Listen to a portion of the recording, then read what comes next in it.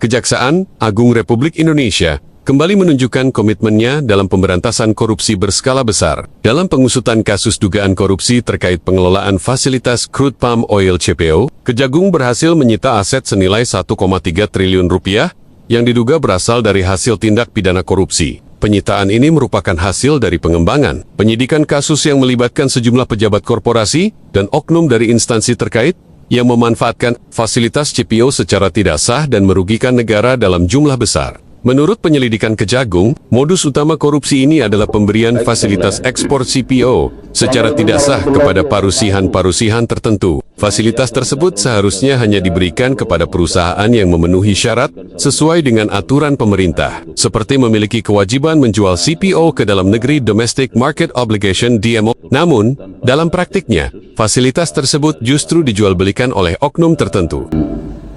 Seluruh jajaran pada Jampitsus teristimewa buat rekan-rekan media yang telah hadir untuk menghadiri undangan yang sudah kami sampaikan.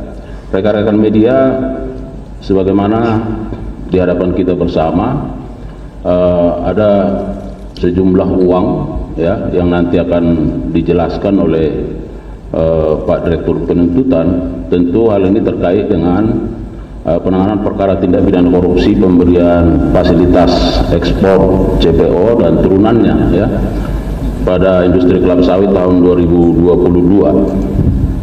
Rekan-rekan media, kembali kami tegaskan bahwa ini merupakan langkah yang dilakukan oleh institusi kejaksaan dalam rangka bagaimana memulihkan ya kerugian keuangan negara, dan tentunya sejalan dengan bagaimana tindakan represif tidak hanya untuk melakukan penindakan atau menghukum para pelaku, tetapi juga bagaimana memulihkan kerugian keuangan negara. Itu merupakan hal yang juga kami lakukan secara terus-menerus, dan ini merupakan bagian upaya itu, dan saya kira secara lengkap akan disampaikan oleh Direktur Penuntutan.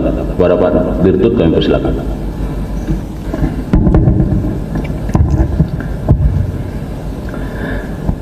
Bismillahirrahmanirrahim. Assalamualaikum warahmatullahi wabarakatuh.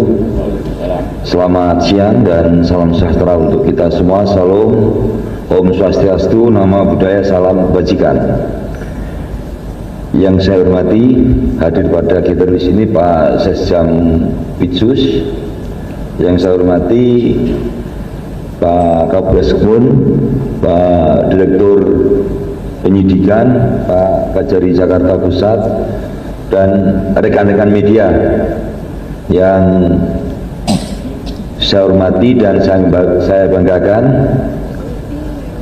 Seperti yang tadi disampaikan,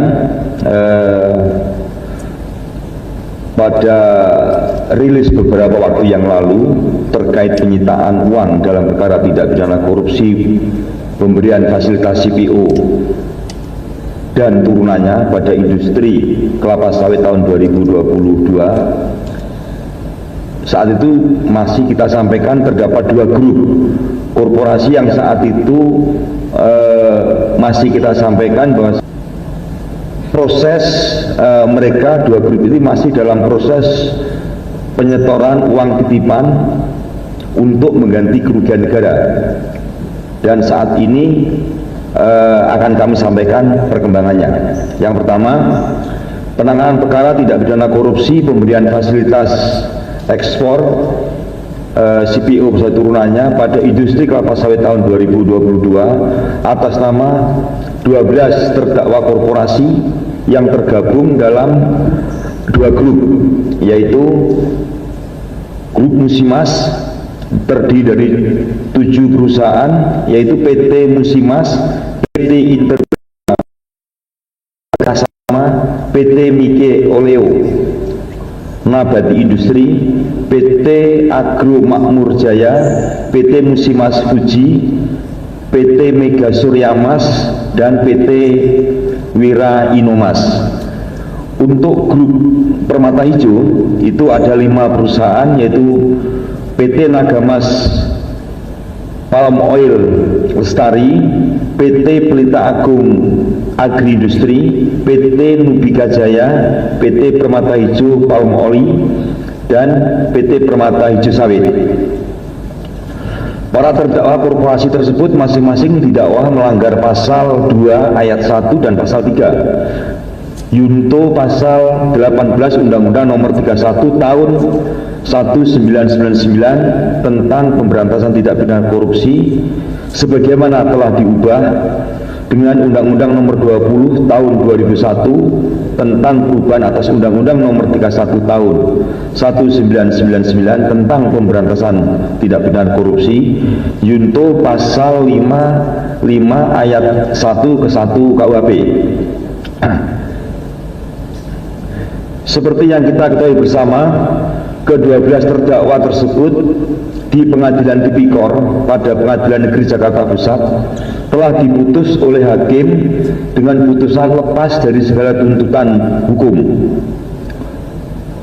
sehingga penuntut umum saat itu melakukan upaya hukum kasasi yang hingga saat ini perkaranya masih ada dalam tahap pemeriksaan kasasi. Bahwa berdasarkan perhitungan hasil audit dari BPKP dan laporan kajian analisis keuntungan ilegal dan kerugian perekonomian negara dari Fakultas Ekonomika dan Bisnis UGM, terdapat kerugian negara 3 komponen, diantaranya adalah kerugian keuangan negara, illegal gain, dan kerugian perekonomian negara sebagai berikut. Musimas Group seluruhnya sebesar 4.838.943.794 rupiah 1 sen dengan perincian untuk masing-masing 7 perusahaan. PT Musimas sebesar 1.430.930.230.450 rupiah 21 sen. Untuk PT Inter Benua Perkasa Tama sebesar 3.195.751.704 rupiah 97 sen. PT Mike Elio Nabati Industri sebesar 5.201.108.727 rupiah 67 sen. Untuk PT Agro Makmur Raya sebesar 27.323.058 sen. Untuk PT Musimas Fuji sebesar 14.655.370.760 rupiah 57 sen. Untuk PT Mega Surya Mas sebesar 31.469.289.804 rupiah 88 sen. Dan untuk PT Wira Inomas sebesar 603.925.161 rupiah 20 sen. Kemudian untuk Permata Hijau Group ini sebesar kerugian negaranya 938.588.181.691 rupiah 26 sen, yang masing-masing terinci untuk 5 perusahaan, yaitu PT Nagamas Palm Oil Lestari sebesar 381.941.913.948 rupiah 50 sen. Untuk PT Pelita Agung Agrindustri sebesar 207.432.382 rupiah 59 sen. Untuk PT Nubika Jaya sebesar 13.767.239.070 rupiah 26 sen. untuk PT Permata Hijau Palm Oil sebesar 325.401.805.436 rupiah 52 sen. Untuk Permata Hijau Sawit sebesar 9.841.873 rupiah 39 sen. Bahwa dalam perkembangannya, dari 12 perusahaan tersebut terdapat 6 perusahaan masing-masing yang tergabung dalam grup, yaitu ini yang melakukan penitipan uang pengganti. Jadi dari 12 perusahaan tadi ada 6 perusahaan yang sudah melakukan penitipan uang pengganti untuk kerugian negara.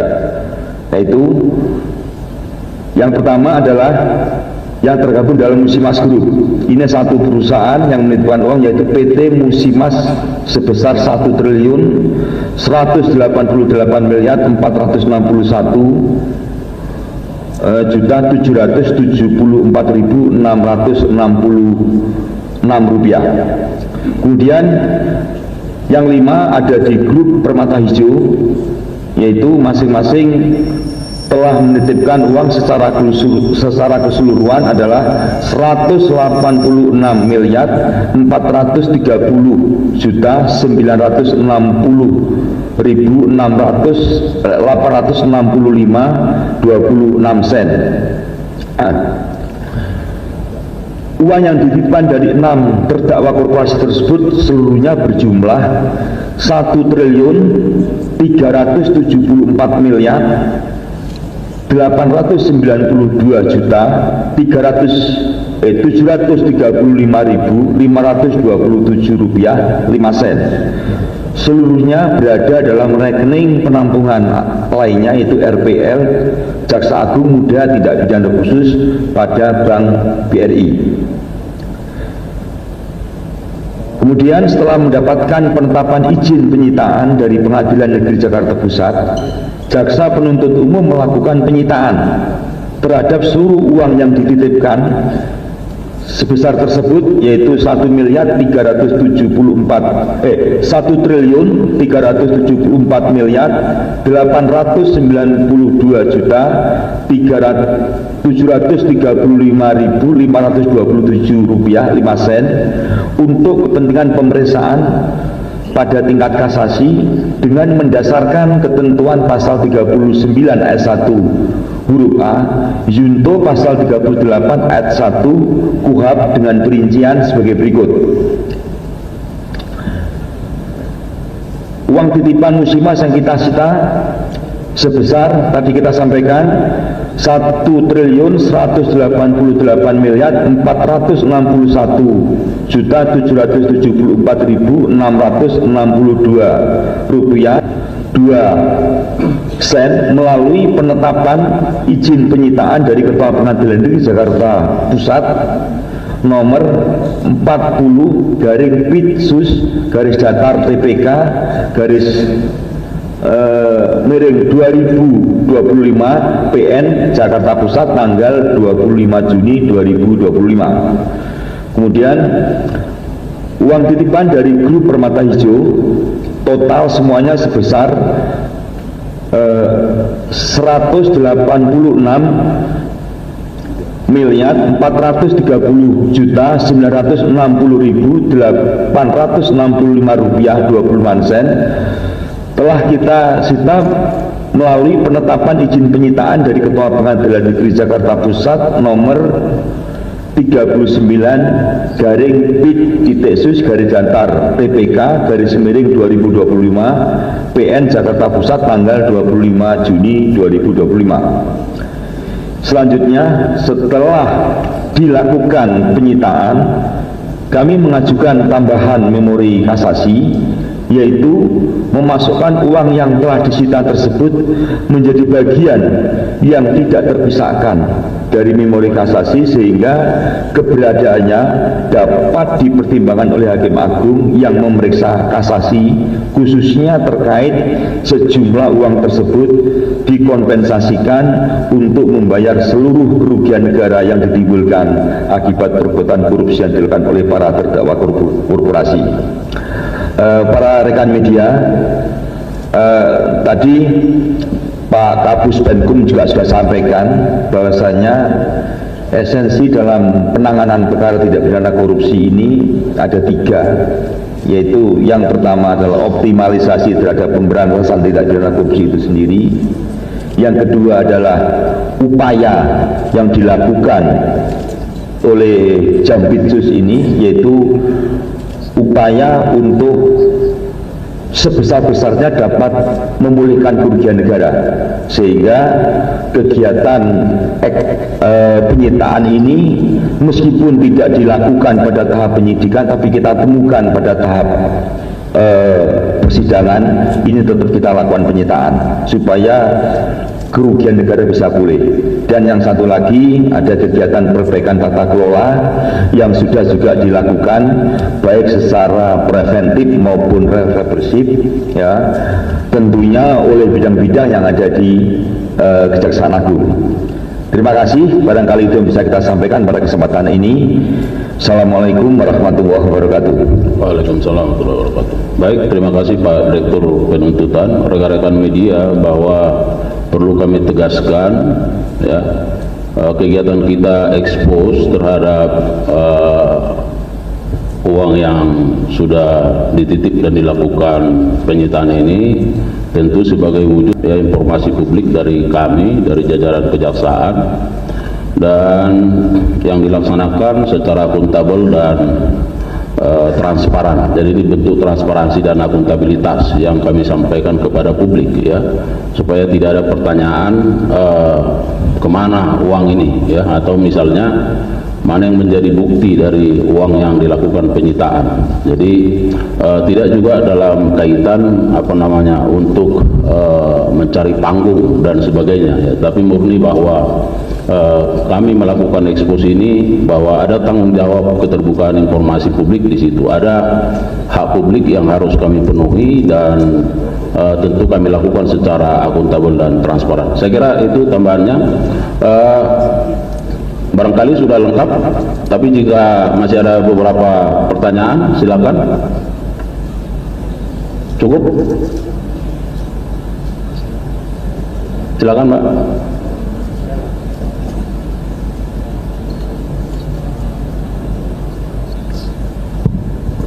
Siap, izin Bapak, saya Sela dari Kompas.com. Tadi kan disebutkan kalau di kasus ini kan kerugiannya sebenarnya lebih dari 1,3 T ya Pak. Mungkin boleh dijelaskan kenapa yang hari ini ditampilkan dan baru disita tuh baru 1,3. Untuk selanjutnya seperti apa? Apakah masih menunggu proses pengembalian juga, atau ada apa sih Pak dengan 6 perusahaan lain yang belum menyerahkan? Satu itu. Kedua Pak, mungkin sedikit off topic dari penyitaan hari ini. Kemarin kan kasasi Mahkamah Agung sudah membatalkan, ya, menolak kasasi dari Harvey Muiz. Jadi putusannya itu tetap 20 tahun. Mungkin kalau boleh, mumpung ada Pak Dirdik dan Pak Dirtut di sini, secara pribadi dari pihak penyidikan dan penuntutan melihat penolakan dari MA ini apa sih? Kan kalau bisa dibilang jarang-jarang nih, ini kasasi pun menguatkan yang vonis justru. Begitu saja Pak, terima kasih. Baik, terima kasih. Silakan Pak Dirtut. Oke, terima kasih Mbak dari Kompas.com, ya. Untuk tadi kita sampaikan total semuanya ada 4, sekian T, yang permata hijau mungkin 5, sekian, ya, mungkin 5, sekian. Dan betul pada sampai hari ini mereka sudah menitipkan uang total 1,3, komanya seperti tertera ini 1,3. Bagaimana upaya yang lainnya kan seperti itu. Ini perkara masih proses kasasi, ya. Nanti kita akan sesuaikan semuanya dengan putusan kasasi, di sana masih ada barang bukti yang kita sita, yang ada di perkara itu. Tentunya kalau putusannya nanti sesuai dengan tuntutan kami, tentunya di samping uang-uang yang sudah kita masuk ini, ada barang bukti juga yang bisa kita rampas untuk memulihkan itu semuanya. Nah, ini untuk terkait yang masih ada sisa seperti itu. Ke depan memang kita berharap total kerugian negara itu akan dikembalikan oleh yang bersangkutan ke 12 korporasi yang terbagi dalam 2 grup ini.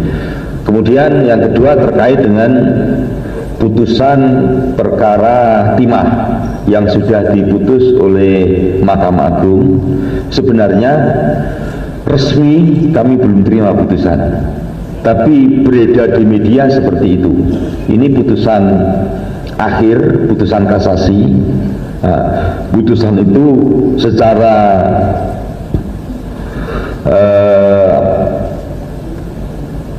dari berita yang kita ketahui adalah kasasi penuntut umum dan kasasi para terdakwa ditolak. Artinya apa? Maka putusan bandinglah yang menjadi ingkrah. Nah, nanti kita lihat dulu, kami belum terima putusannya. Itu setelah kita dapat putusannya baru kami akan bersikap. Terima kasih. Baik, saya kira sudah jelas ya. Ada yang lain? Cukup? Silakan. Izin Pak Dirput Wahyudin dari Rakyat Merdeka. Kita tahu kan terkait vonis lepas korporasi di Tipikor Jakpus itu kan ada kaitan dengan suap lepas hakim ya, suap vonisnya. Itu di memori kasasinya ke MA itu ada bahwa vonis lepas itu ada suap di balik vonisnya kepada hakim-hakim itu. Untuk pengajuan memori kasasinya itu aja. Terima kasih. Oke, terima kasih. Silakan. Jadi di dalam memori kasasi ada sedikit narasi yang memang kita sampaikan untuk supaya ini. Jadi kasasi kami termasuk di dalamnya ada kalimat yang kita sebutkan beberapa hari setelah putusan pengadilan tersebut ada pada dilakukan penangkapan karena terbukti diindikasikan telah ada terjadi suap dalam perkara tersebut. Itu kita masukkan dalam memori kasasi. Ya. Jadi supaya semuanya bisa menjadi ini, karena itu bagian daripada yang nggak mungkin kita lepaskan karena itu adalah kekuatan kita. Itu, terima kasih. Jadi saya kira itu sudah menjadi fakta dan fakta itu dimasukkan di dalam memori kasasi juga. Ada yang lain? Saya kira cukup ya. Ya, masih silakan. Siang Pak, saya Nadia dari Antara. Mau tanya Pak, Bapak tadi ngomongnya dititipkan gitu uangnya. Berarti ini maksudnya apa ya Pak? Apakah kayak kemarin kan sempat Wilmar ngomong dana jaminan gitu? Apakah seperti itu atau gimana nih Pak? Oh, terima kasih. Nah, ini mungkin juga saya luruskan juga ya. Nggak ada istilah jaminan ya.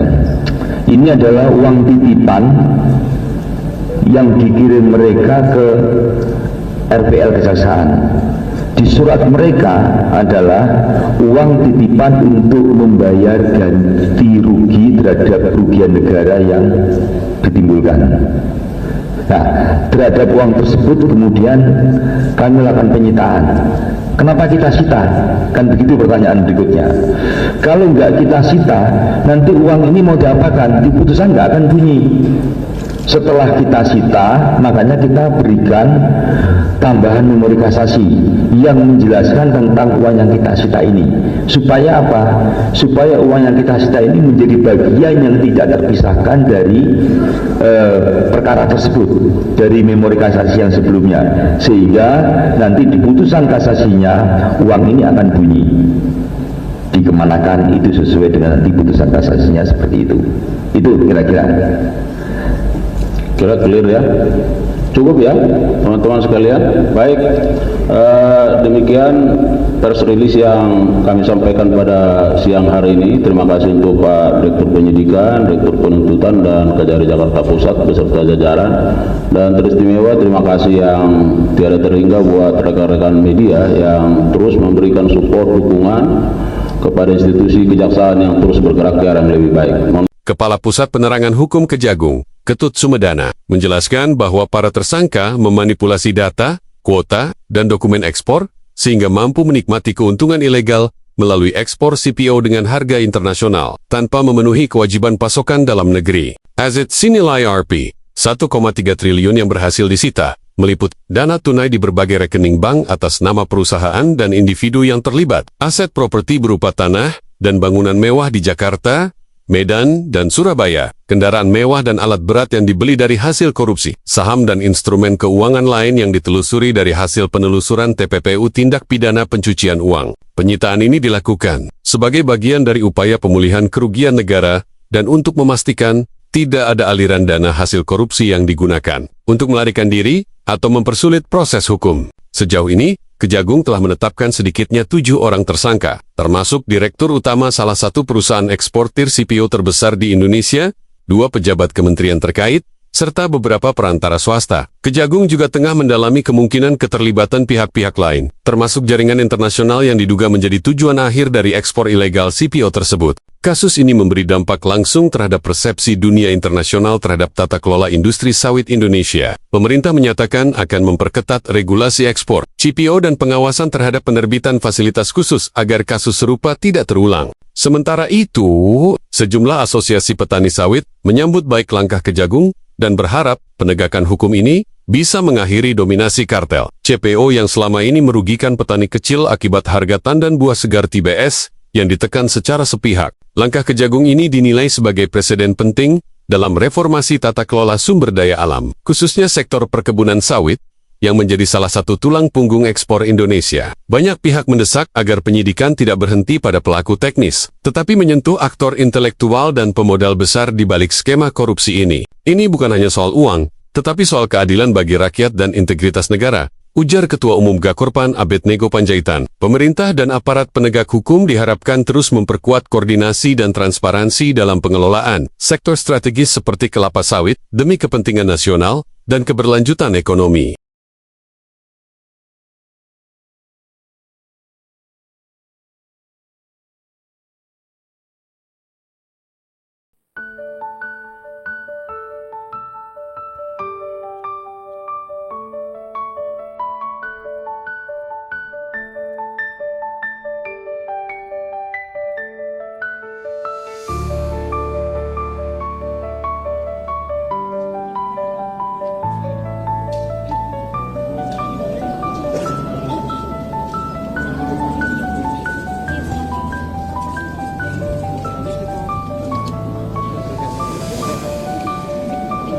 Itu yang pas pilih Pak, biar suara masuk.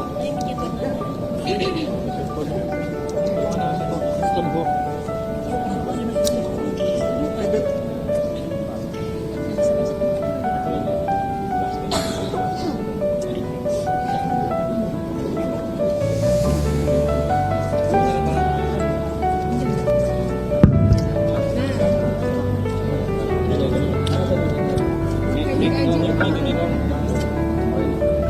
Tes.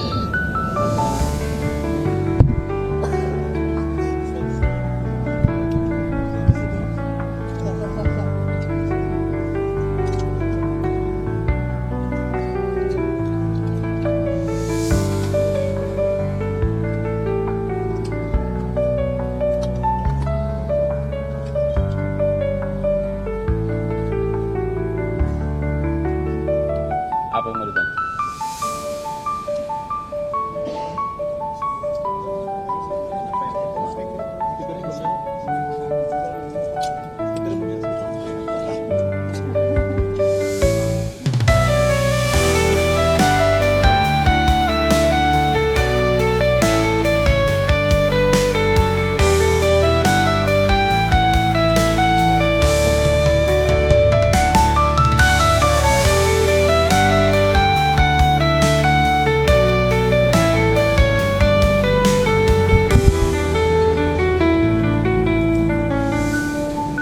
Kalau terkait Satgas PKH, karena memang Pak Dirtut selaku wakil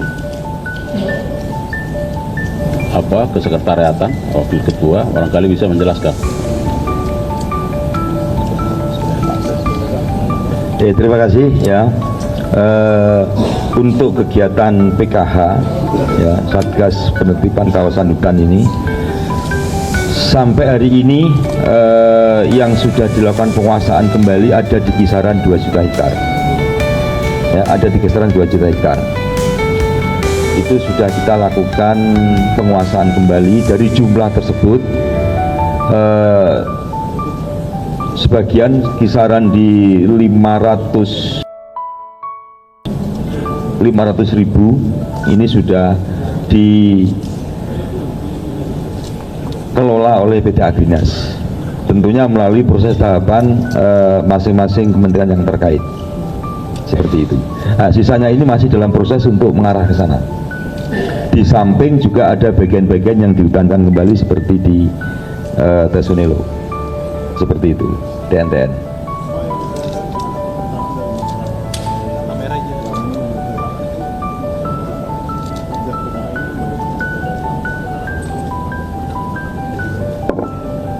Ya, kita semua tahu di saat kita melakukan penertiban, yang ditertibkan ini sebenarnya adalah kawasan hutan. Ya, di sana ada marga satwa yang juga menjadi habitatnya mereka. Jadi edukasi sudah kita lakukan kepada masyarakat, tentunya untuk mereka dilakukan dengan cara-cara yang mereka juga harus kita kasih pengertian, mereka juga harus memahami dan menyadari itu, karena ini adalah kepentingan bersama. Ini adalah menjadi kebanggaan kita, ini menjadi paru-paru dunia, dan harapan ke depan untuk masyarakat yang di sana bisa melakukan relokasi secara mandiri, itu yang kita dorong terus. Edukasi terus dilakukan dan insya Allah akan berjalan dengan aman dan lancar.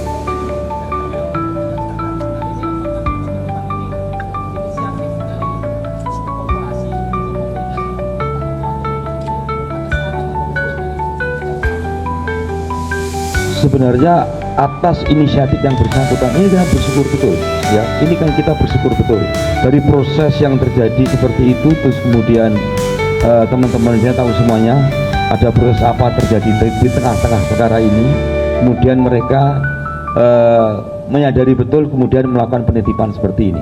Proses penitipannya memang melakukan komunikasi dengan kami. Iya, apa komunikasinya? Mereka minta bagaimana caranya, kita kasih rekening perampungan lain milik kejaksaan yang ada di Bank Negara. Itu prosesnya seperti itu. Inisiasinya dari mereka. Ya. Untuk yang PKN ini nanti kita bisa sama-sama menahan ya.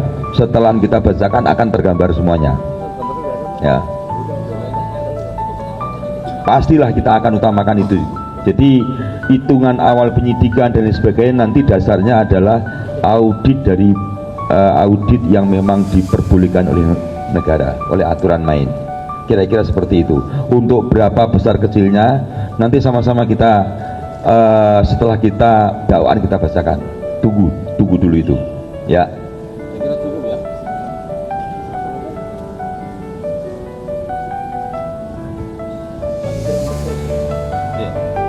Ya, jadi terkait dengan pengadaan Chromebook, ya, kalau tidak salah penyidik hari ini melakukan pemanggilan dan pemeriksaan terhadap setidaknya ada 7 orang, ya, dan salah satunya itu dari pihak Google, ya, dan sekarang masih sedang berproses, ya. Jadi saya kira nanti kita tunggu bagaimana hasilnya karena masih dalam pemeriksaan, ya. Tadi sudah dimulai sejak pagi pukul 9. Saya kira begitu, ya.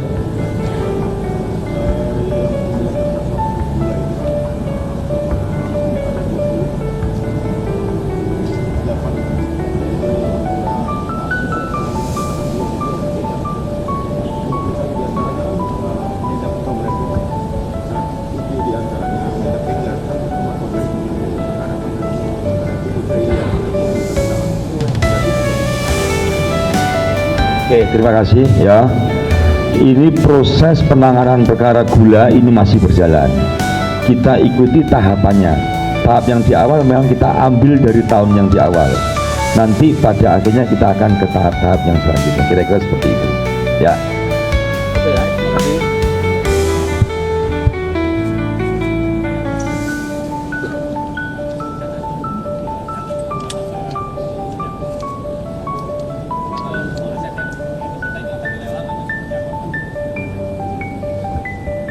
Oke ya, jadi itu semuanya nanti dasarnya adalah putusan.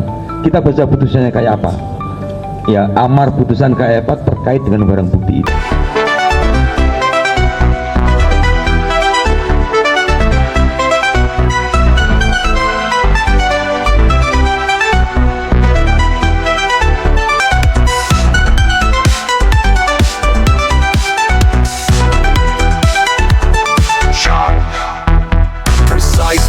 Things dominate the opening, delivering a dramatic sense of urgency. The snare drum rolls create the tension, mimicking breaking news, excitement.